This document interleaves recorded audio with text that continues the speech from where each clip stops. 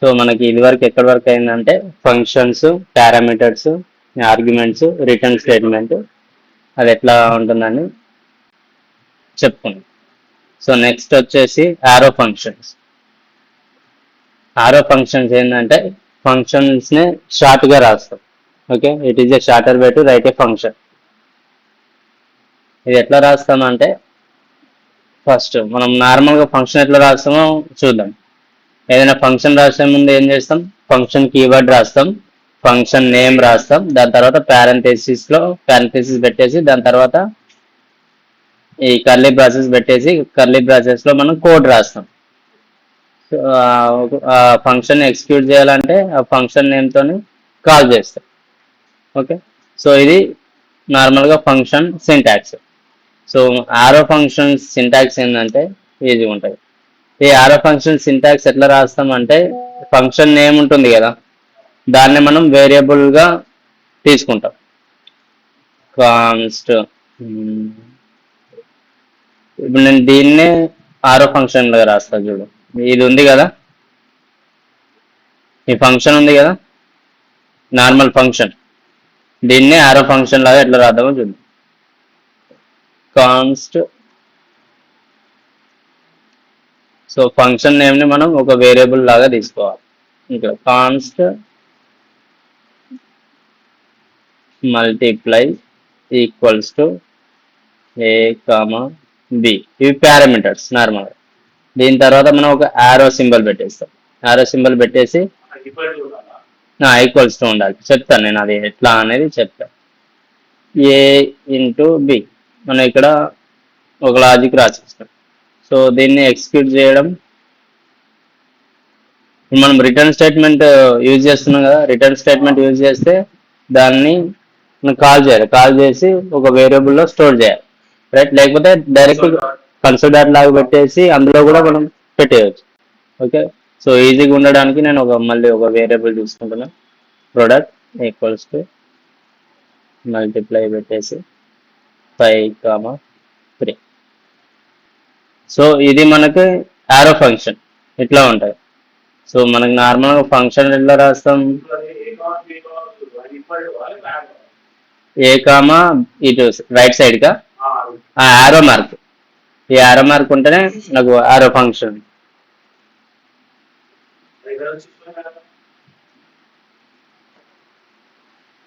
So const ఉంది కదా, ఇక్కడ మన నార్మల్ ఇక్కడ ఏం చేస్తున్నాం, ఫంక్షన్ కీవర్డ్ రాసేసి దాని తర్వాత ఫంక్షన్ నేమ్ రాస్తున్నాం కదా. ఇక్కడ ఆరో ఫంక్షన్లో వచ్చేసి మనం ఫంక్షన్ నేమే రాసేసి వేరియబుల్లో స్టోర్ చేసుకుంటాం. ఇదంతా వచ్చేసి ఈ వేరియబుల్లో స్టోర్ అవుతుంది మల్టిప్లైలో. Okay, const multiply equals to ఈ పారెంథసిస్ పెట్టేస్తాం. ఏమైనా పారామీటర్స్ ఉంటే ఆ పారెంథసిస్లో పెట్టేస్తాం. దాని తర్వాత పారెంథసిస్ తర్వాత ఆరో మార్క్ పెడతాం. ఓకే, ఆరో మార్క్ పెట్టిన తర్వాత ఈ కర్లీ బ్రాసెస్లో కోడ్ రాస్తాం. ఓకే, దీని యూజెస్ ఏంటంటే దీన్ని ఇంకా షార్ట్గా రాయొచ్చు మనం. ఓకే, అది ఎట్లా అంటే ఇప్పుడు నేను దీన్ని ఎగ్జిక్యూట్ చేస్తున్నాను. కన్సోల్ డాట్ లాగ్ ప్రోడక్ట్ ఏముంది, functions node functions dot JS. So 15 వచ్చేసింది కదా. ఇవి రెండు పైనుంచి వస్తున్నాయి, నేను దీన్ని కామెంట్ చేస్తాను.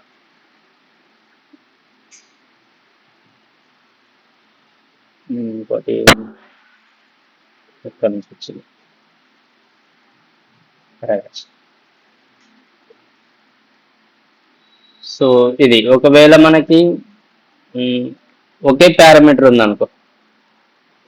ఓకే, మనకి ఒకే పారామీటర్ ఉంది, అప్పుడు దానికి ఎలా రాస్తామంటే ఈ పారెంథసిస్ ఈ ఆరో మార్క్ యూజ్ చేయాల్సిన అవసరం లేదు, డైరెక్ట్ ఒకటే లైన్లో రాసేస్తాం.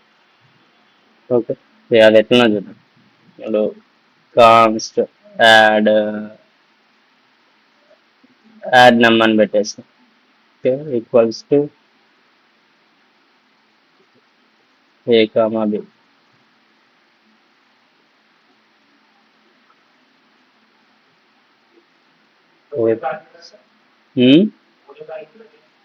చెప్తా. ఇప్పుడు ఇది మనకి ఇక్కడ 2 పారామీటర్స్ వస్తున్నాయి కదా, అదే దీన్ని ఒక స్క్వేర్ చేయాలనుకుంటున్నా. ఓకే,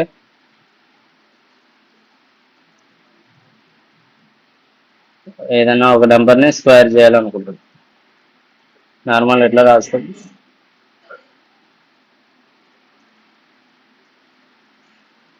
దీంట్లో ఏదైనా ఒక నెంబర్ నేను తీసుకుంటున్నా.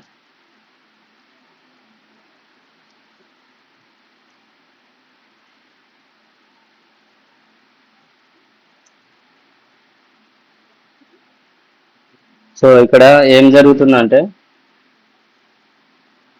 ఫస్ట్ నేను ఇక్కడ ఎక్స్ప్లెయిన్ చేస్తాను. console.log square 6. సో ఇక్కడ ఏమైతుంది చూడు, సేమ్ ఇప్పుడు దీన్ని మనం నార్మల్ ఫంక్షన్ లో రాస్తే ఎట్లా రాస్తాం, ఫంక్షన్ దాని తర్వాత ఫంక్షన్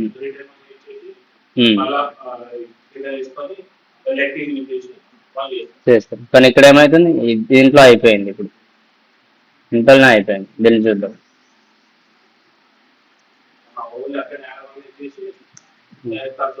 వచ్చేసింది 36 వచ్చేసింది. ఓకే, ఇక్కడ ఏమైందంటే ఈ 6 అనేది ఎందులోకి లేచింది, నమ్లోకి. ఓకే, దీని తర్వాత ఈ నమ్లో 6 ఉంది కాబట్టి 6 × 6 36. దీన్నే మనం నార్మల్గా ఫంక్షన్లో ఎట్లా రాస్తామంటే, ఫంక్షన్ దాని తర్వాత స్క్వేరు, దీన్ని కామెంట్ చేస్తాం, స్క్వేర్ పెట్టేసి పారెంథసిస్, దీని తర్వాత కర్లీ బ్రేసెస్. ఇందులో మనం పారామీటర్ తీసుకోవాలి కదా. సో పారామీటర్ ఏం తీసుకున్నాం మనం, return. Okay, let result equals to square 6. So ఇక్కడ రిటర్న్ పెట్టేసి కన్సల్ట్, మనం ఇక్కడ ఫంక్షన్ ని వేరియబుల్ లో స్టోర్ చేస్తున్నాం కాబట్టి రిటర్న్ చేస్తున్నాం. ఒకవేళ ఇక్కడ కన్సోల్ అట్లా పెట్టినాం అనుకో, కింద రిజల్ట్ ప్రింట్ చేయాలి కాబట్టి కన్సోల్ అట్లా.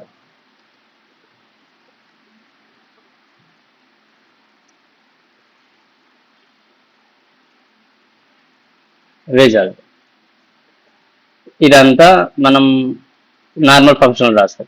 అదే ఆరో ఫంక్షన్ లో అయితే ఇంతే, ఒకే లైన్ లో మొత్తం రాయాలి. అర్థం కాలే, ఏదైనా యూజ్ చేసుకోవచ్చు సిచ్యువేషన్ బట్టి. ఇంకేంటంటే ఇది ఆరో ఫంక్షన్ లో ఓన్ డిస్ అనేది ఉండదు, అది నేను ఆ టాపిక్ వచ్చినప్పుడు చెప్తా. డిస్ కీవర్డ్ అనేది ఉంటుంది, ఆ ఓన్ డిస్ అనేది ఈ ఆరో ఫంక్షన్స్ లో అనేది ఉండదు, నార్మల్ ఫంక్షన్స్ లో అయితే ఉంటుంది. అది టాపిక్ వచ్చినప్పుడు చెప్తాను. ఓకే, ఇది షార్ట్ కట్ లో రాయొచ్చు నార్మల్గా, ఆరో ఫంక్షన్స్ అనేది ఈజీగా అయిపోద్ది. సో ఇది ఆరో ఫంక్షన్స్ గురించి. Next call backs. Call back function ఏంటంటే సింపుల్గా గుర్తుపెట్టుకో, మనం ఆర్గ్యుమెంట్ ఇస్తాం కదా, ఆర్గ్యుమెంట్స్ నార్మల్గా ఫంక్షన్ కాల్ చేసేటప్పుడు ఆర్గ్యుమెంట్స్ ఇస్తాం. ఇక్కడ ఇది ఉంది కదా, ఈ 6 ఉంది కదా ఇక్కడ, అది ఆర్గ్యుమెంట్. ఆ ఆర్గ్యుమెంట్ అనేది ఫంక్షన్ పారామీటర్లోకి వెళ్ళిపోద్ది. ఓకే, సో ఇక్కడేం చేస్తామంటే, కాల్ బ్యాక్ ఫంక్షన్ ఏంటిదంటే, a function is passed as an argument to another function.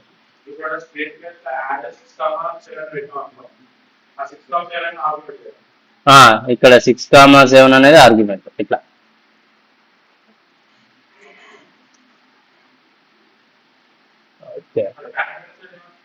Parameters అనేది ఫంక్షన్ పక్కన రాసేది, పారెంథసిస్ లో రాస్తాం కదా. ఫంక్షన్ పక్కన ఫంక్షన్ నేమ్ తర్వాత పారెంథసిస్ లో రాస్తాం కదా, అది ఇక్కడ చూడు. ఇగో ఇది ఇప్పుడు నమ్ముందా, ఈ నమ్ అనేది ఏంటి, పారామీటర్. ఇక స్క్వేర్ పక్కన ఇది ఉందా, ఆర్గ్యుమెంట్. ఈ ఆర్గ్యుమెంట్ అనేది పారామీటర్ లోకి వెళ్ళి స్టోర్ అవుతుంది. ఓకే, స్టోర్ అయినాక ఇక్కడ నమ్ అంటే ఏంది 6, మనం నమ్ ఇంటూ నమ్ చేస్తుంది అదే.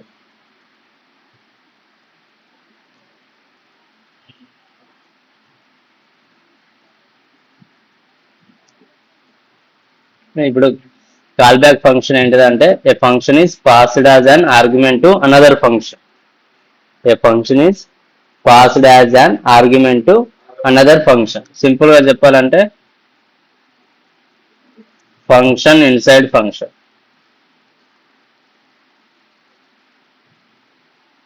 సింపుల్ గా ఫంక్షన్ ఇన్సైడ్ ఏ ఫంక్షన్ ని మనం కాల్ బ్యాక్ ఫంక్షన్ అంటాం సింపుల్ వర్డ్స్ లో. ఇప్పుడు మనకి ఎగ్జాంపుల్ తీసుకుంటే ఇట్లా ఫంక్షన్ రాసుకున్నాం, ఫంక్షన్ రాసేసి గ్రీటింగ్ అని పెట్టేస్తున్నాం. సో దీంట్లో నేను ఒక పారామీటర్ తీసుకుంటాను, నేమ్ అనే పారామీటర్, ఇది పెట్టేసిన. ఓకే, దీంట్లో console dot log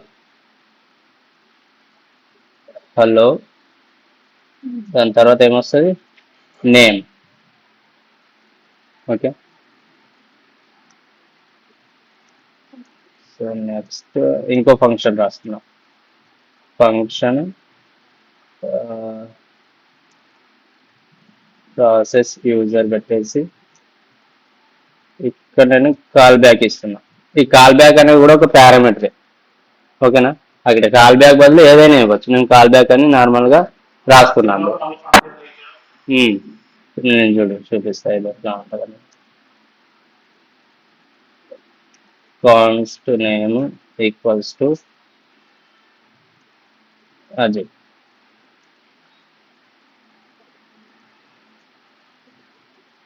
call back name. ఇక్కడ ఏం చేస్తున్నాం అంటే ఇప్పుడు చూడు, అసలు యాక్చువల్లీ మనకు కాల్ బ్యాక్ ఫంక్షన్ అంటే ఏంది, a function is passed as an argument to another function కదా.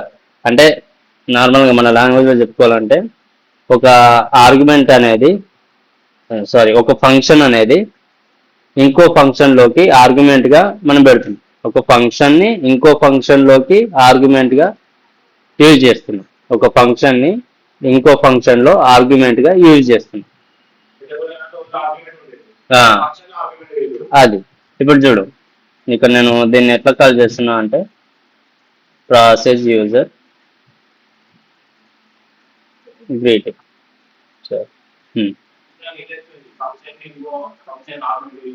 అది ఇక్కడ ప్రాసెస్ యూజర్ ఉంది కదా, ఇది ఫంక్షన్. ఓకే, దీంట్లో ఏది యూజ్ చేస్తున్నా ఇంకో ఫంక్షన్ ఆర్గ్యుమెంట్గా యూజ్ చేస్తున్నాం. గ్రీటింగ్ అనేది ఫంక్షన్ కదా కదా, దీన్ని ఏం చేస్తున్నాం ఆర్గ్యుమెంట్గా యూజ్ చేస్తున్నాం. ఈ function is used as an argument to another function. ఏ ఫంక్షన్లో ఈ ఫంక్షన్లో యూజ్ చేస్తున్నాం. Okay, simple. ఈ ఒక ఫంక్షన్ ఉంది, దీన్ని ఆర్గ్యుమెంట్లో యూజ్ చేస్తున్నాం ఇంకో ఫంక్షన్కి. సో దీన్ని మనం కాల్ బ్యాక్ ఫంక్షన్ అంటాం. నేను దీన్ని ప్రింట్ చేసి చూస్తా. దీన్ని ప్రింట్ చేసే ముందు ఇది కామెంట్ చేస్తా, ఇంకేమైనా ఉన్నాయా. ఇది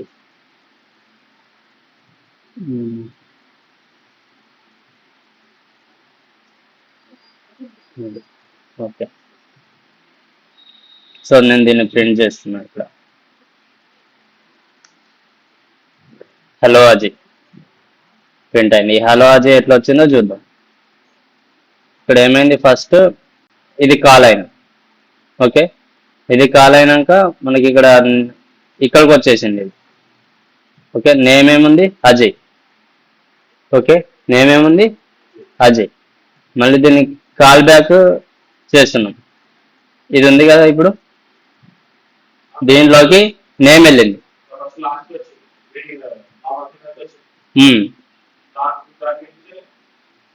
ఇక్కడ చూడు, గ్రీటింగ్ అనేది ఉంది. ఫస్ట్ ఏమైంది హలో నేమ్. నేమ్ ఇక్కడ అసలు లేదు. ఎక్కడుంది నేమ్, ఇక్కడ ఉంది. ఓకే, సెకండ్ ఫంక్షన్లో ఉంది. ఇది తీసుకుంటుంది, ఇది తీసుకుంటుంది. సింపుల్. ఎట్లా వచ్చింది. నెక్స్ట్ వచ్చేసి మన ఏంటి ప్యూర్ ఫంక్షన్స్. ప్యూర్ ఫంక్షన్స్ అంటే ఏం లేదు, సింపుల్ కాన్సెప్ట్ గుర్తుపెట్టుకో అంతే. ప్యూర్ ఫంక్షన్స్ అంటే it always gives same output for same input. ఇది ఎట్లా అంటే ఇప్పుడు నార్మల్గా నేను ఒక ఫంక్షన్ రాస్తున్నా, యాడ్ టూ నంబర్స్, పారామీటర్స్ ఏం తీసుకున్నాం, ఏ కామా బి తీసుకుంటున్నాం. దీని తర్వాత నేను యాడ్ చేస్తున్నా కాబట్టి రిటర్న్ ఏ ప్లస్ బి. ఇప్పుడు నేను ఏం చేయాలి, దీన్ని ఒక ఫంక్షన్ ఒక దాంట్లో స్టోర్ చేసుకోవాలి. లెట్ రిజల్ట్ ఆల్రెడీ ఉంది, result 1. Okay, add two numbers. ఇప్పుడు ఇంకోటి రాస్తుంది same, let result 2 equals to add two numbers. 5,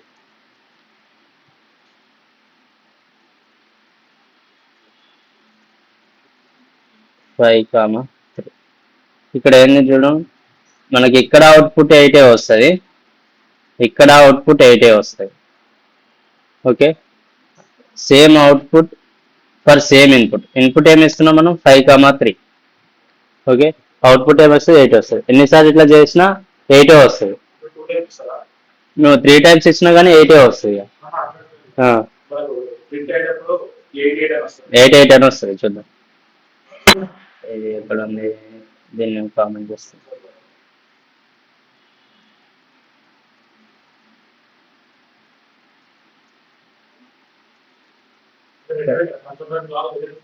result 1, result 2 కదా.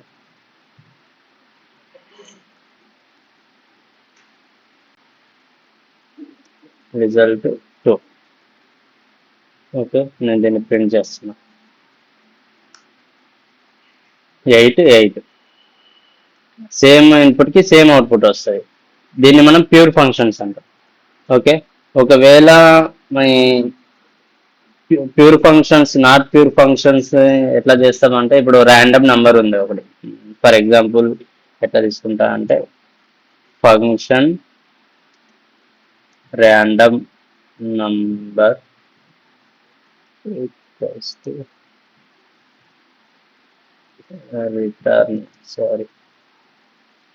రిటర్న్ మ్యాథ్ డాట్ ర్యాండమ్ ఇట్లా పెట్టేసి. ఓకే, నేను దీన్ని లెట్ నమ్ ఈక్వల్స్ టు ర్యాండమ్ నంబర్. నేను దీన్ని ప్రింట్ చేస్తున్నా.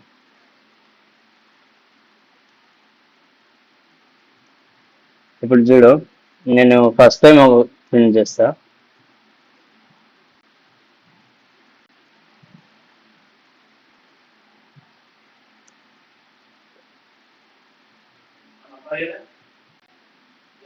చెప్తా. ఈ మ్యాథ్ డాట్ ర్యాండమ్ ఒక మెథడ్. ఓకే, ఇది ఏం చేస్తుంది అంటే ఆటోమేటిక్గా నెంబర్స్ ప్రింట్ చేస్తుంది, ఏదైనా ఒక నెంబర్ ప్రింట్ చేస్తుంది ఆటోమేటిక్గా, ఇవ్వకపోయినా పర్లేదు. చూద్దాం ఎట్లా.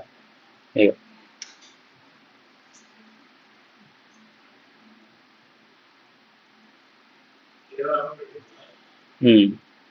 ఇక్కడ చూడు, 150284823644877 కదా.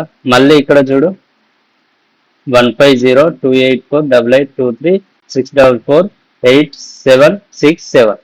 ఇప్పుడు అన్ని సేమ్ ఉన్నాయి కదా.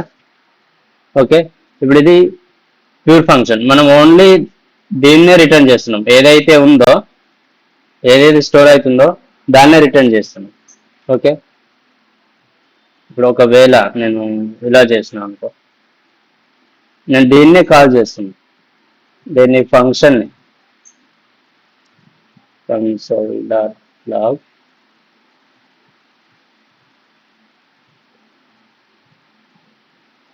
ఇప్పుడు ఇట్లా సేవ్ చేసినాం అనుకో.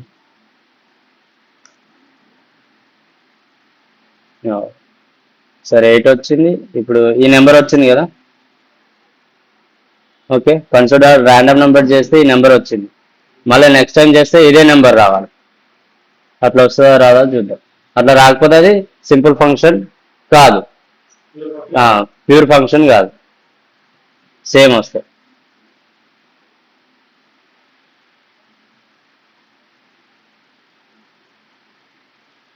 ఒక్కొక్క నెంబర్ వచ్చింది అంటే ఇది ప్యూర్ ఫంక్షన్ కాదు.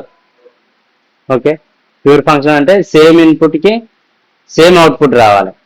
ఇక్కడ మనం సేమ్ ఇన్పుట్ ఇస్తున్నాం.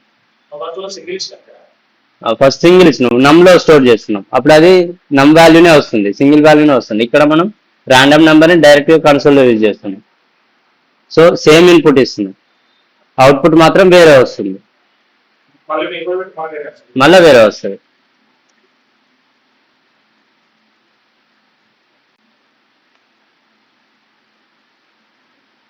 ఇలా ఇప్పుడు చూడు, కంట్రోలర్స్ ఇదిగో ఇది ప్యూర్ ఫంక్షన్స్. సో ఇది ఈ రోజు నేను ప్రాక్టీస్ సెట్స్ ఇస్తా.